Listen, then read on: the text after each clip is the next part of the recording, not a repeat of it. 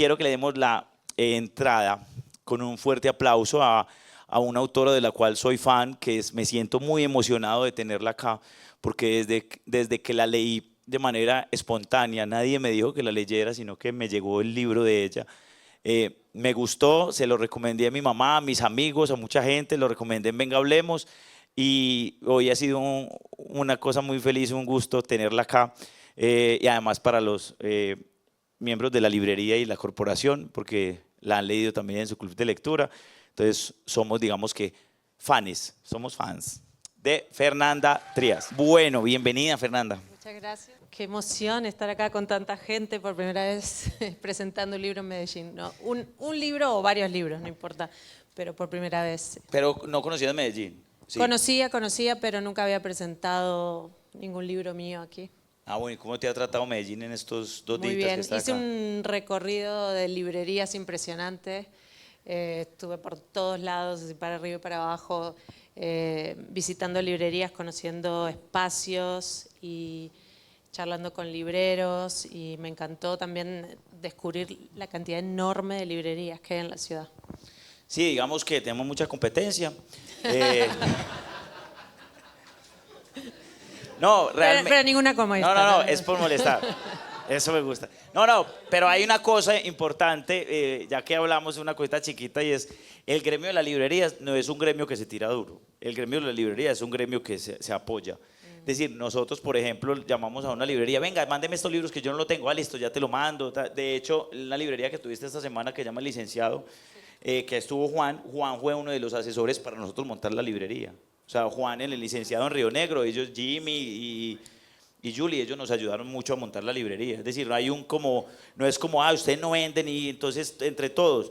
Pues, obviamente, pues el ser humano tiene un sentido de competencia, pero yo he visto que en el gremio de las librerías, si uno llama y se aportan, ve, tengo el libro, ya te lo mando, venga por él, o sea, hay un colegaje mucho más decente, digamos, pues como empático. Bienvenida, hoy quiero hablar de tu obra, digamos, en general y de los procesos. Yo ahorita leí por primera vez un libro que se llama Mugre Rosa, ganador del premio Sor Juana Inés de la Cruz, un aplauso. Hombres necios que acusáis a la mujer sin razón, sin ver que sois la ocasión de lo mismo que culpáis. Y ese libro llegó a mi casa porque lo mandó Penguin, uno de los privilegios que uno tiene. Y yo lo vi y empecé a leerlo sin que nadie me dijera, y me encantó. Y ahí descubrí ciertas cosas que me interesan, digamos, cuando leo literatura, y que después con los otros libros las he entendido más. Hablemos del cuerpo. Digamos, todos sus 3 libros que he visto, que es La Azotea y El Monte de las Furias, hay un trabajo con el cuerpo y hay un detalle con el cuerpo, hay una concentración estética, digamos, una observación desde el cuerpo y para el cuerpo, y el cuerpo es muy importante en tu obra. ¿Qué significa para ti el cuerpo en tu obra? No sé qué significa, pero sí es importante, lo constato. Creo que tal vez se fue volviendo más importante, porque para hacerles un resumen, La Azotea fue mi primera novela, y la publiqué por primera vez en Uruguay en 2001. Yo en esa época, en ese momento tenía 25 años, y bueno, y hay bastante tiempo entre La Azotea y porque lo publiqué en 2020. Entonces, bueno, obviamente había unos libros en el medio, pero a lo que voy es que creo que hubo también un tiempo de madurar unas ciertas cosas en todos esos años, ¿no? Y sí siento que en Mugre Rosa se ve mucho ese interés por el cuerpo, sobre todo por el cuerpo enfermo. En La Azotea también hay una niña que tiene como unas particularidades, de las cuales la madre intenta protegerla justamente por tener esos defectos, digamos. La madre dice, la tiene guardada y uno de los argumentos que pone para ese encierro voluntario es justamente ¿quién te va a querer así? ¿No?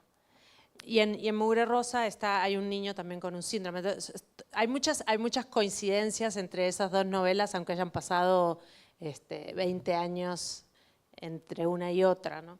Y en El Monte de las Furias, que es el último, que salió hace muy poquito, está el cuerpo de la mujer, que siempre está presente en todo lo que escribo, está el cuerpo de la mujer, pero creo que se le suma una cosa nueva, que es pensar el cuerpo del territorio. Y como la montaña es una protagonista de esta novela, también la montaña piensa su propio cuerpo, piensa las fallas, ¿sí? Como lo que los humanos llamamos las fallas de la montaña. Ella no entiende de qué manera es una falla. Esas marcas en el cuerpo, esas marcas en la roca, que a su vez son, digamos, son marcas que hablan del paso del tiempo, marcas que hablan de cosas que pasaron en el mundo, de transformaciones incluso climáticas que quedan marcadas en el cuerpo de la montaña, y que a mí me parecía muy interesante pensar eso en relación al cuerpo de la mujer, ¿no? Y cómo de alguna manera para la montaña esas capas geológicas que podemos ver son un tipo de escritura en el propio cuerpo de la montaña, porque es como si la montaña queda escrito en su cuerpo todo eso que vivió, todo eso que atravesó, ¿no? Entonces sí, sin duda está ahí como una obsesión, tal vez porque el cuerpo es lo material más perecedero del ser humano, ¿no? Esa cosa que sentimos que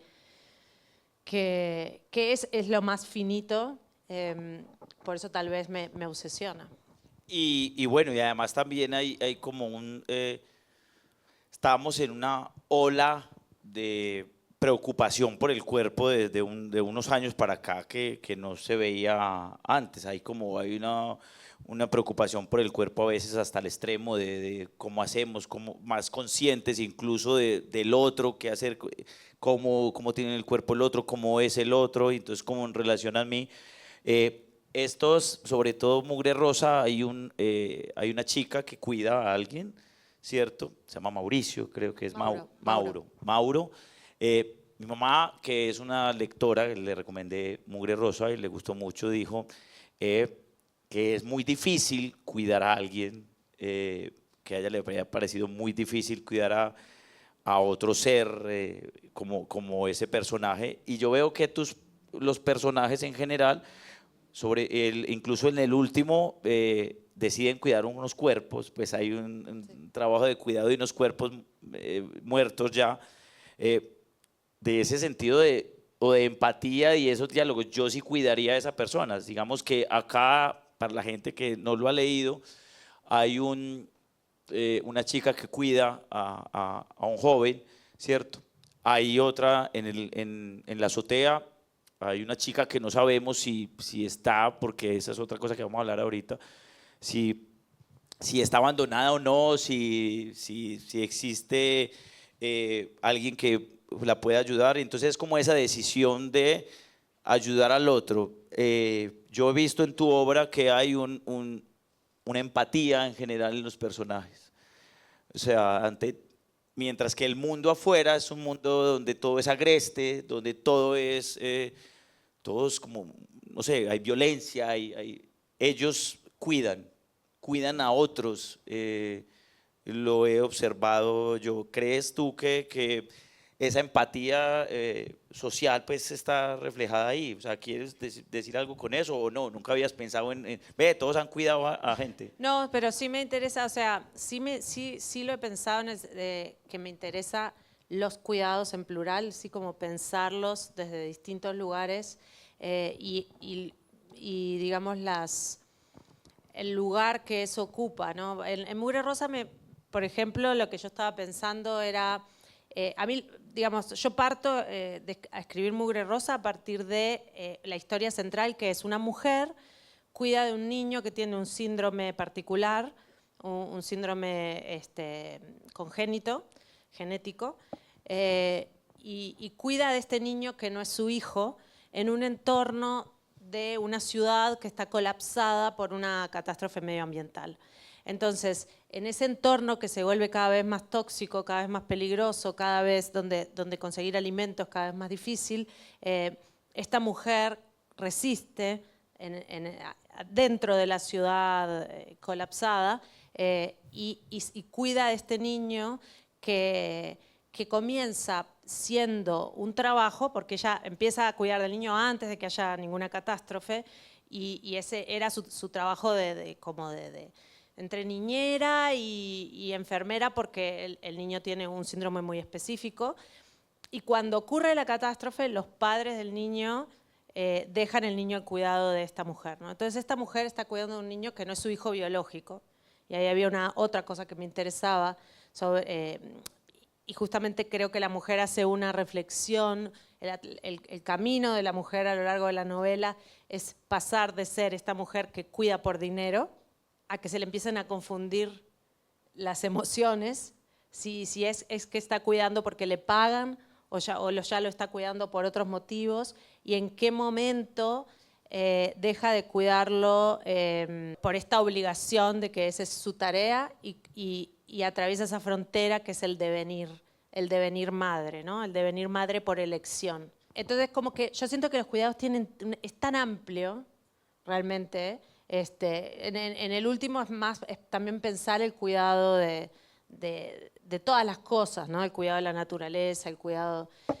Es tan amplio que a mí me interesa mucho por eso, porque cuando encuentro un tema que tiene muchos ángulos, que tiene muchas capas, me obsesiona eso, ¿no? Tanto como el tema de las maternidades, muchas capas. Entonces ahí te permite realmente ahondar en los personajes, que es que es una cosa que me interesa muchísimo, porque creo que mis novelas son novelas de personajes, ¿no? Con personajes complejos y contradictorios, como la vida misma.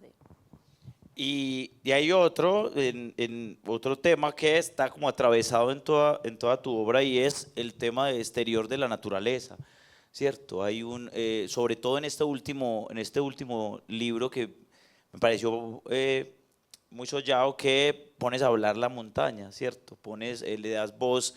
Me recordó mucho un libro que yo aprecio mucho, de Gioconda Belli, que se llama La mujer habitada, donde ahí habla el árbol, un árbol que es un árbol ancestral, y aquí habla la montaña, ¿cierto? Que la montaña, que para nosotros que esta es la capital de la montaña, ¿cierto? Así nos llaman, y nos llaman montañeros a los paisas. Para nosotros la montaña es muy importante, es como lo que organiza nuestra vida. Entonces, digamos que leer hablar a una montaña, ¿cierto? Y las heridas, y darle esa voz a la montaña.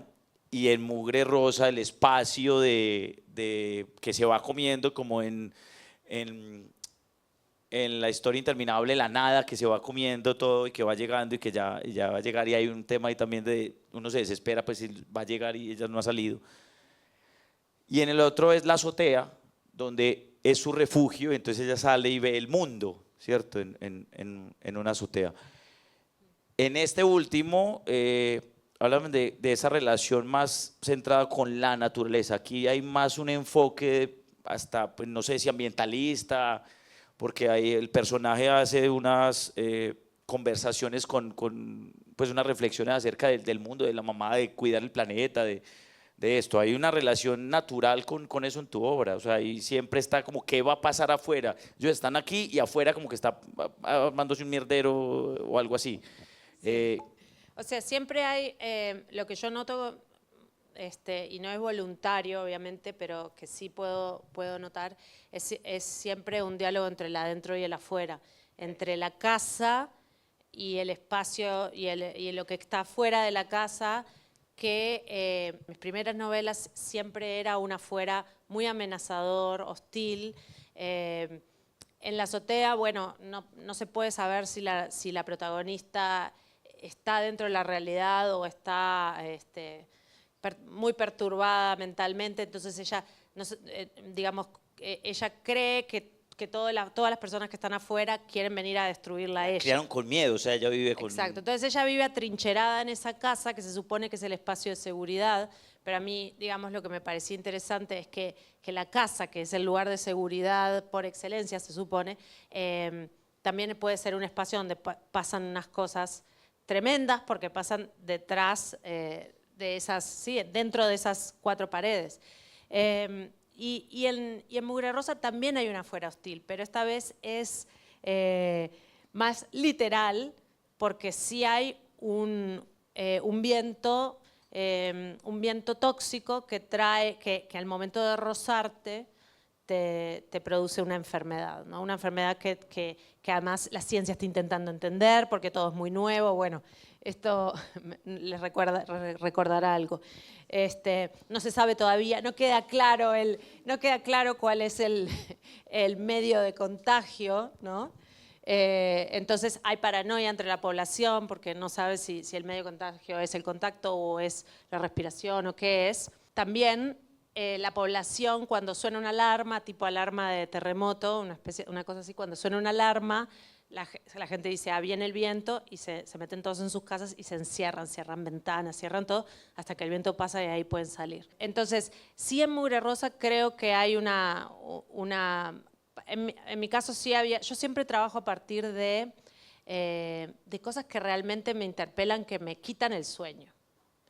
Y recuerdo que... se ve. Sí, sí, recuerdo que en los años anteriores a Mugre Rosa, porque yo lo venía pensando y pensando por años antes de sentarme a escribir. Me senté a escribir en 2018, pero por lo menos desde 2015, 2016 ya la tenía en la cabeza. Y yo en aquella época solía tener pesadillas incluso con todo el tema. Fue el momento, no sé si ustedes sintieron lo mismo, pero fue el momento en que sentí que todo el pánico con lo que tiene que ver con cambio climático y crisis medioambiental se aceleró. Porque hubo una época en que hablábamos tranquilamente de, uy, si esto no hacemos algo y no cambiamos a tiempo, nuestros hijos ¿qué mundo le vamos a dejar a nuestros hijos? Pero nuestros hijos la van a tener difícil. Y de pronto hubo unos años en que la cosa se aceleró y empezó a haber incendios por todos lados. Eso continúa, por supuesto, incendios por todos lados, inundaciones, en lugares donde nunca se inundaba nada, cosas que de pronto decías, no, pero esto no es que mis hijos lo van a vivir, es que esto lo vamos a ver y lo vamos a ver en cualquier momento. Entonces, empecé a tener una angustia, que la angustia me daba pesadillas. Y entonces yo creo que esa angustia la catalizo ahí, ¿no? Y esto era pre-pandemia, o sea que todavía me faltaban elementos para tener más angustia.